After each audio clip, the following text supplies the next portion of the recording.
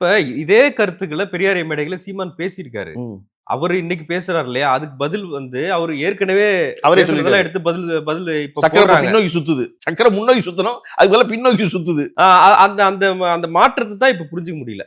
அது மாற்றத்துக்கு காரணம் ரஜினிகாந்தோட எங்களது சந்திப்பு. ஒரே சந்திப்பு தானா? ஆமா. ரஜினிய சந்திச்சுட்டு வந்த பிறகும் கூட பெரியார் வழிகாட்டின்னு தான் பேட்டிகள்லாம் பேசுறாரு. அதுக்கப்புறமா தான் ஒரு ஒரு மாற்றம் நடக்குது. அதத்தாங்க சொல்றேன். நீங்க தொடர்ச்சியா அவங்க வந்து ஆன்மீக அரசியல் பேசுற ஆளுங்க பூரா எல்லாரும் ஒண்ணு கூடுனாங்கன்னா இதான் நடக்கும். சரியா? சங்கி சக நண்பன் ஆயிருவான் உங்களுக்கு. நீங்க ஒண்ணுமே பிரச்சனை இல்ல. பெரியார் தொடர்ந்து பேசுங்க. நான் சொல்றேன் நம்ம வந்து இவ்வளவு தூரம் வந்து சீமான் போன்றவர்களுக்கு மூச்ச குடுக்க வேண்டியதில்ல. நீங்க தொடர்ந்து மாரி பேசுங்க. பேச பேச வந்து பெரியார் மீண்டும் மீண்டும் ரிவைவ் ஆவாரு. நெறைய பேர் அறிந்து கொள்ள முயற்சி பண்ணுவான். அது என்னன்னு முழுமையா படிப்பான். அந்த ஒத்த வரிய விட்டுருவான்ல முதல்ல. ஒரு வரியாக்கு விட்டுருவான்ல சார். இல்ல அதான் இப்ப ஈரோடு கிழக்கு தேர்தல்ல போய் கேளுங்க. பெரியார பேசி ஓட்டு கேளுங்க. கேளுங்க. நீங்க கேளுங்க. நான் சொல்றேன். தாலி அடிமை சின்னம்னு பெரியார் சொன்னாரு. நான் அத சொல்றேன். சொல்லுங்க மக்கள்கிட்ட. நான் சொல்றேன் 234 தொகுதி சந்திக்க போறீங்கல்ல. நீங்க பேசுங்க. 234 தொகுதியிலயும் பெரியார பத்தி எதிர்த்து பேசுங்க தமிழ்நாட்டுல. நீங்க பேசுங்க. உங்களுடைய டீம் பார்ட்னர்லாம் பேச சொல்லுங்க. நீங்க அதே அப்படியே சொல்ல இடத்துக்கு வந்து விட்டுட்டோம். பெரியார பிரபாகரன் பேசி ஒவ்வொருத்தரும் ஒப்பிட்டுக் கொண்டே இருக்கிறார்கள். இப்ப வந்து தடியா துவக்காங்கிற இடத்துல வந்து நிக்கிறாரு இல்லையா அவரு? இப்ப உங்களுக்கு துவக்கு தான் வேணுமா? துப்பாக்கி தான் எடுத்துக்க போறீங்களா? எல்லாம் வன்முறையின் வழியாக தமிழ் தேசியத்த பெறப் போறீங்களா? தனித்தமிழ்நாடு கேட்க போறீங்களா? கேட்பீங்களா? தமிழ் தேசியம் தனித்தமிழ்நாடு கேட்கணும்லங்க. கேட்பீங்களா? புள்ளைய வந்து எதால அடிச்சா புள்ள திருந்தும்?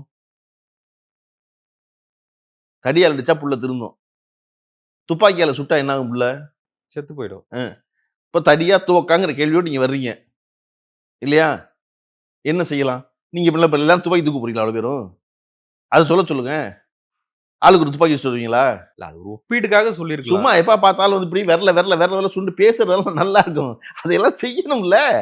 ஏப்ப செய்வீங்க? நீங்க வந்து கோவை ராமகிருஷ்ணன் வந்தாரு பாருங்க. முத நாளு. ஆதாரத்த குடுங்கன்னு. ஆமா. அன்னைக்கு வந்து கோவை ராமகிருஷ்ணன் பேரே சொல்லல நீங்க. ஏன்னா, தமிழ்நாட்டுல யாருக்கும் கோவை ராமகிருஷ்ணன் தெரியுதோ தெரியலையோ, சீமானுக்கு தெரியும் கோவை ராமகிருஷ்ணன் யாருன்னு. அவர் இந்திய ராணுவ வண்டிய குறுக்க போய் நிப்பாட்டினவர் கோயம்புத்தூர்ல. அவர் யாருன்னு தெரியும். இல்லையா? அவர்கள் நேற்று நடத்திய முற்றுகை போராட்டம் என்பது அனாவசியம் நான் நினைக்கிறேன். அது தேவையில்லைன்னு நினைக்கிறேன். ஒருத்தர் வீட்டுக்கு போய் இருந்து மொத்த பேரும் சேர்ந்து நின்னு கலடா பண்ணி என்ன பண்ண போறோம்? நம்ம அன்னைக்கு ராமகிருஷ்ணன் பண்ணது சரி. இப்ப அதோ ஆதாரம் வச்சிருக்கேன்னு சொன்னீங்க குடுங்கப்பா அப்படின்னு போய் கேட்க போறது. அதன் பிறகு வழக்கு போட்டது சரி.